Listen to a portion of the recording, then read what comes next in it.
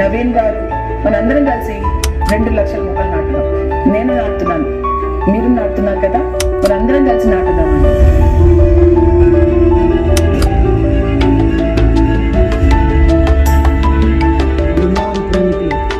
అత్యంత అద్భుతంగా వనసేవ చేస్తూ భూమి మీద మొక్కలు నాటాలన్న కార్యక్రమం ఉన్నది. వాళ్ళ సొంత ఖర్చులతో మొక్కలు ఇచ్చి మంచి మంచి మొక్కలు ఏ కోరిక ఇచ్చి ఎవరికైతే నాటిస్తున్నారు వాళ్ళ ప్రాంతాల్లో. సో మిత్రులారా, ఈ బృందావనం ఫ్యామిలీకి మనందరం సహకరిద్దాం. మనం ఒక మొక్కన్నా నాటాలి లేదా నాటి వాడికి సహాయం చేయాలి.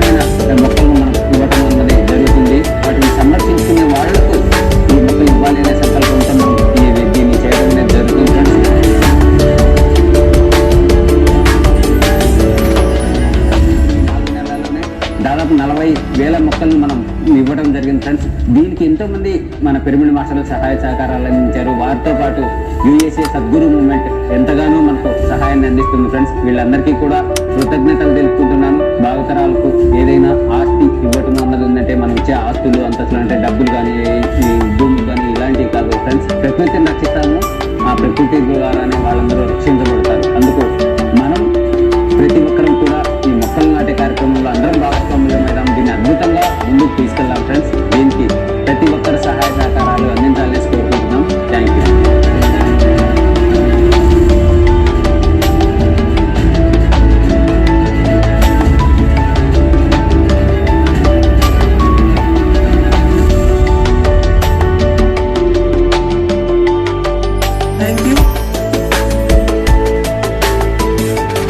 బృందావన్ ప్రేమికుల అసోసియేషన్ ద్వారా వీళ్ళందరూ చాలా మంచి ప్రోగ్రామ్స్ చేశారు, చెట్లు నాటే ప్రోగ్రామ్స్.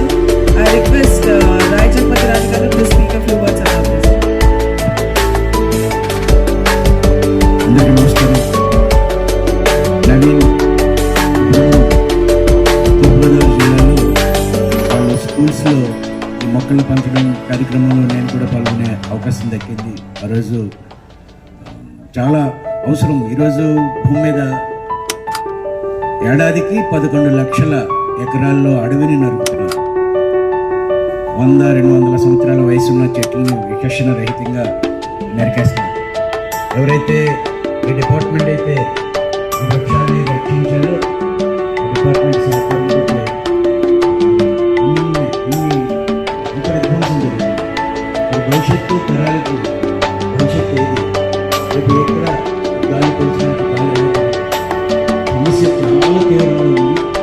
తీవ్రమైన సమస్యకు పరిష్కారం ప్రతి వ్యక్తి కనీసం తన గ్రామాన్ని దత్తత తీసుకుని పిరమిడ్ మాస్టర్లు ఎవరైతే ఉన్నారో అందరూ ఎవరైతే వాళ్ళ గ్రామంలో కనీసం మొక్కల్ని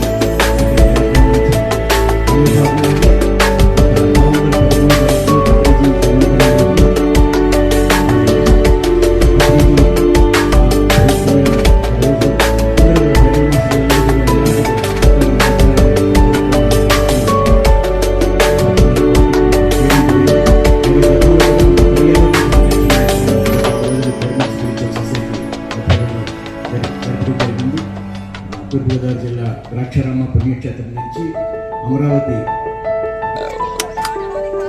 జ్యోతిని ఈ కొండపైన మనం వెలిగిస్తాం. ఈరోజు